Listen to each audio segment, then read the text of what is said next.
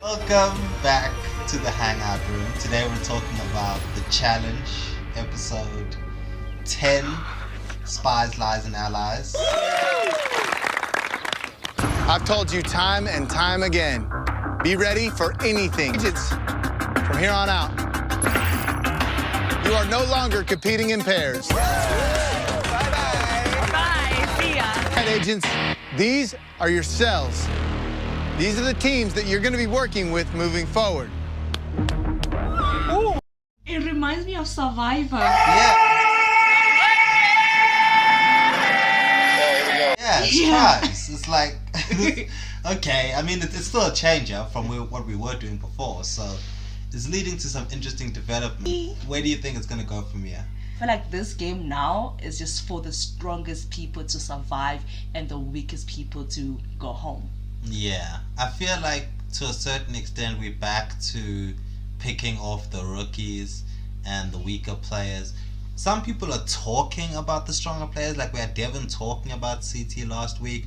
We had Tori and Nanny talking about Ashely this week. But when it comes down to the votes, they're still throwing in the rookies. And I think explain, like, we don't know how the rules are going to go.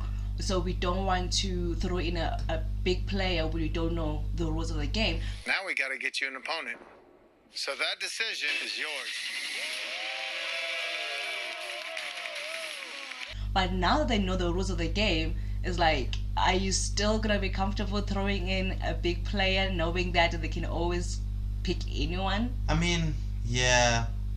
I don't know how the rookies are going to play it though, because immediately with Priscilla getting thrown in, she decided to go against Ashely, one of the strongest women in the house. So it's like, if like you throw in Ed and Ed called CT down, it's like, are these guys, do they understand who the stronger players even are?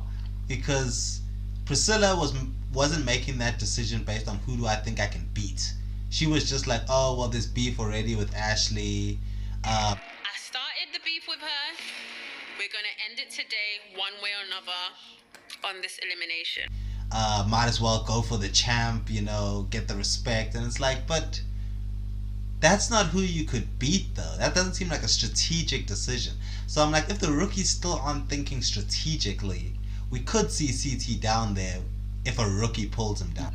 One of the things that everyone tells a rookie in this game is to not with CT. That's just rule number one. Going against CT makes me feel very, very happy because he's a legend in this game. I've been nothing but nice to this kid. And he wants to call me out because he wants to go up against the best. I think it's BS. And I'm taking it personally. I'm gonna kill this kid.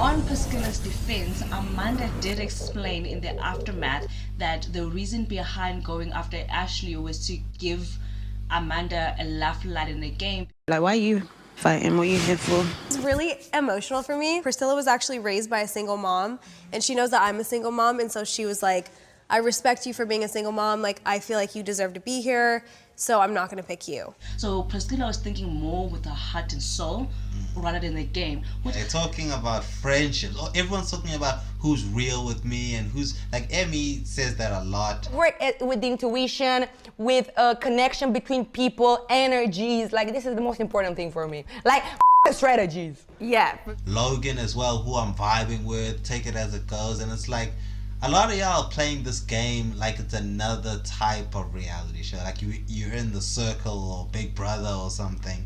It's like, this is supposed to be more strategic than this. It's not just about relationships. Rookies don't seem to be thinking strategically. If they threw them in and the rookies were like, okay, who do I actually think I'm going to beat? What's the smart move to go with now? They could stick around for a while.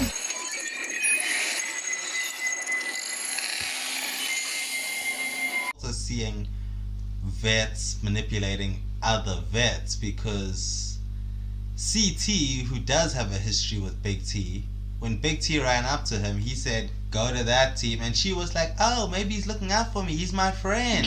Nope. She's thinking like a rookie too. But she did question it. I do listen to CT's advice because I feel as if he has my best interest at heart.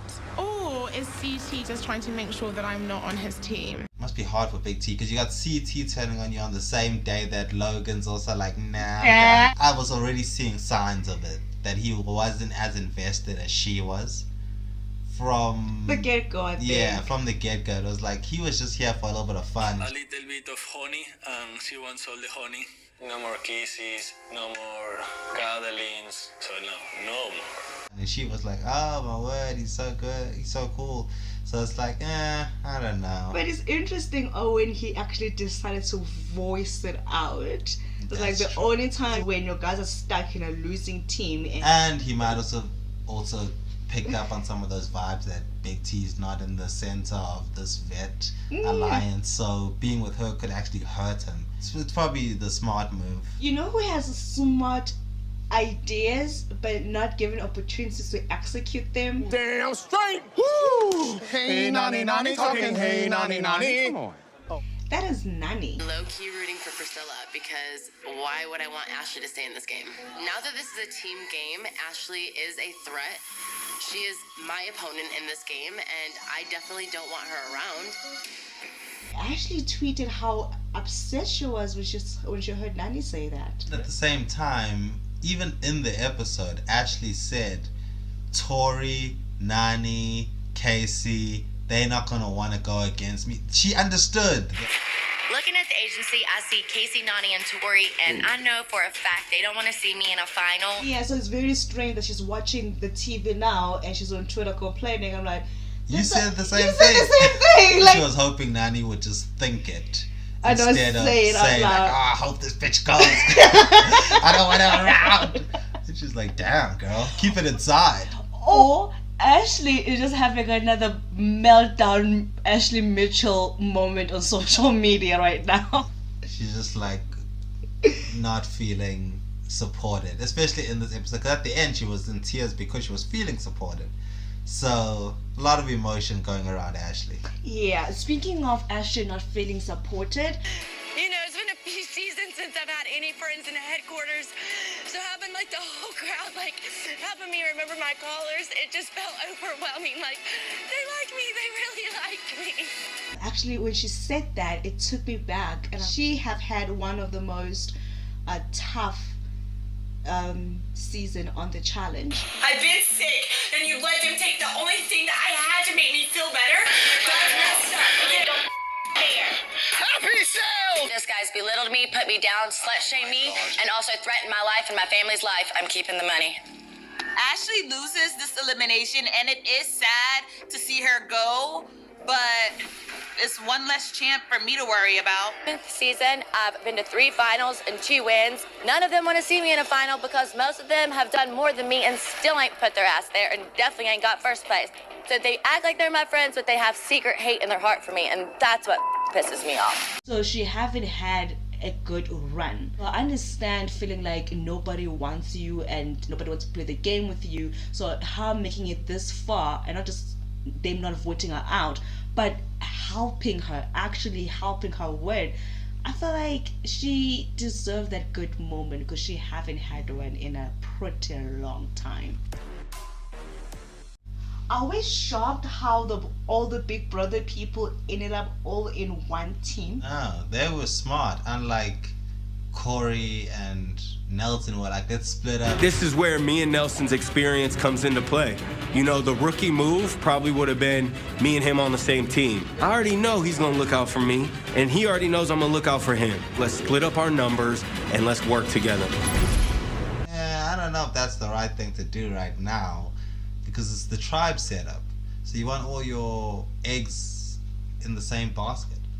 Nah, somebody will beg to differ. Nelson and Cory separating, that's good. So they have, if other one wins, they can protect the other. Well, the mistake that went on is the people that came after them who went to the other teams. Those who were left out and the outcast all ended up in Cory's team. Ash, right here. I see Cory and Priscilla, and that was enough for me to realize that's probably not the self for me. That's the thing. Like, splitting up Nelson and Cory was good for Nelson. It's terrible for Cory. If Nelson and Cory are on one team, that's two pretty good competitors on one team. But you split them up, now it's up to the gods who you're going to be paired with. And with Nelson, it's great. He got CT, he got Ashely, he got that whole crew. But for Cory, he's stuck with the rejects, essentially. And Kyle, who doesn't even want to be on that team. Big joke. Everything's a joke. Ruby! Ruby for life! Ruby forever! Ruby in my heart! I love Ruby! God, I wish I was on Team Emerald. You know, Kyle's being Kyle, nothing new there. Yeah. He's sabotaging as well. I mean, not sabotaging, but I can see him sabotaging the team very easily. If another team says, yo, we won't throw you in, make sure your team loses, Kyle's doing that immediately. So Kyle shows up to the nominations wearing Emerald's color. In order to be a winner, you have to visualize yourself as a winner. Yeah. Nelson Sure. can sabotage his team from the inside. He could. That's the one thing I saw when Ashely went back to the crew and they were like hugging. I'm like, oh yeah, Nelson's in this team. And he looks like he's like, yeah, I'll go along with this, but I'm not friends with you people. Nope. I'm here to destroy you from the inside out. Exactly. Nelson was able to get to the bell because he was able to play both sides. Nelson is the true snake. He's like, yeah. Like everyone else was happy Ashely was back. He was just like, this bitch. Yeah. Now, here's a sneak peek of next week's episode. What do you think of the mid trailer? People know how to cut a trailer, and they know how to cut things sometimes where you're like, oh, that's gonna be something big, and then it's a joke or something. Yes. It's not even a proper argument, or it's not even real drama. Like that one shot of CT looking super mad, and it could be him staring at a pizza like, oh, I'm gonna eat that pizza. You never know what he's looking at. So I'm like, it looks interesting, but I don't know. But one thing that we did see that was clear, a couple of people definitely will be in elimination, and there was Bettina. We saw her face clear in elimination round. We saw Kyle in a physical elimination. I cannot wait to find out who Kyle is boxing in that ring. But I did not see any sign of CT in the elimination. I don't think he will ever set a foot. No, rooting for the rookies because they were the new guys, they were the underdogs. But the rookies that are left, yeah, I'm not really rooting for any. Like, I like Ed, he's kind of funny, but I'm also just like, nah, I don't know. I think I'm just back to rooting for Tori. And CT, I like CT too, but he's, I don't know, he feels like he doesn't need my help rooting for him. No, no. It's like I'm wasting my energy rooting for CT. He's got this. CT, the legend himself, has the experience. And not only that, he still does well. He's still one of the top competitors in this game. Hey, Nanny, Nanny, talking. Hey, Nanny, Nanny. Come on. I think Nanny might be Casey's downfall. Oh. In what way? In that it's really her only weakness in the game. Yeah. Yeah. It's the only thing that can really be exploited. It's so interesting to throw in Casey against Nanny in a physical elimination just to see how hard or how easily Casey will go. The last time that happened to Nanny personally was with her cousin Nicole. You and Nanny are going against Dario and Nicole. And for the first time ever, we have bloodlines facing off in an elimination round.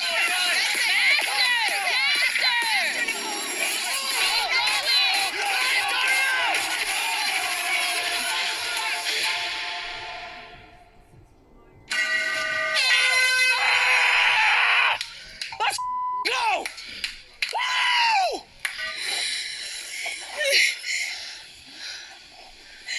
Good job. Good job.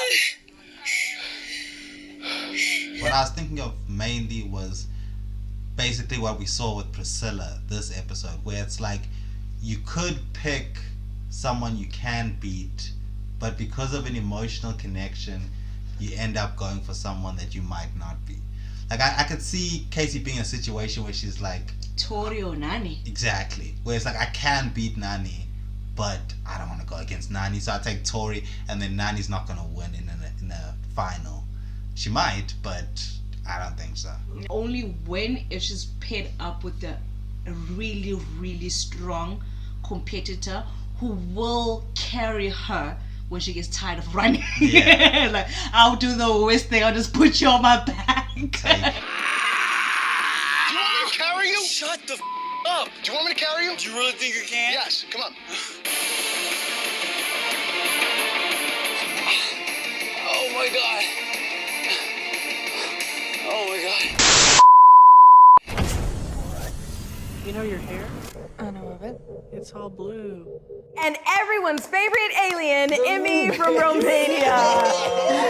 Everyone was saying that rookies can control the whole game because rookies were more than vets. Right. But I'm not going with that. Like strategies. Yeah. This is the most strategic game you have probably ever played, well, outside of Survivor. And then I come here and stream fuck strategies. Like, she's so exhausting. Like It's like someone told them strategy equals being like a snake in the grass. Yeah. Since the first day, I've been honest with everyone and... I went upstairs. It was Ray, Michelle, Tommy, and Michaela. And they had a list with people they trust, with people they don't trust, and with people to put on elimination. Michaela had the list. Never step at them or betray them, even if it's about $1 million, you know? I was so thrown off with what was going on. I thought Michelle was behind that. I didn't think it was Emmy because I was like, why would Emmy say something when I'm trying to help her stay in the game? Anywho. Like strategies. Strategy is inherently evil or something, and it's like, but other people are playing, and they see other people playing, they get mad at it. They're like, oh my word, I can't believe you guys did that. And it's like, but that's the game. Everybody likes her because she tells her what to do, she does it. If me to do something, I'm there. No matter what. If you tell me to jump off a cliff, I will jump off a cliff because you told me to do this. No offense, but you are a stupid asshole. Frank, there's been a lot of idiots this season. I hereby christen this budget Barbie camper Priscilla, Queen of the Desert. This episode, our Princess Priscilla finally made her exit, and I really think the producers did her good this season by showing a little bit more of her background and letting us connect with her, and I think that was the first indicator that she might be returning, because we haven't really seen much background information on any of the rookies. Yeah, I should have known Priscilla was gonna go when they started giving all the background stuff. In anime, they call that death flags. When a character starts getting flashbacks of their childhood, you're like, oh no, you're not gonna be around long, are you?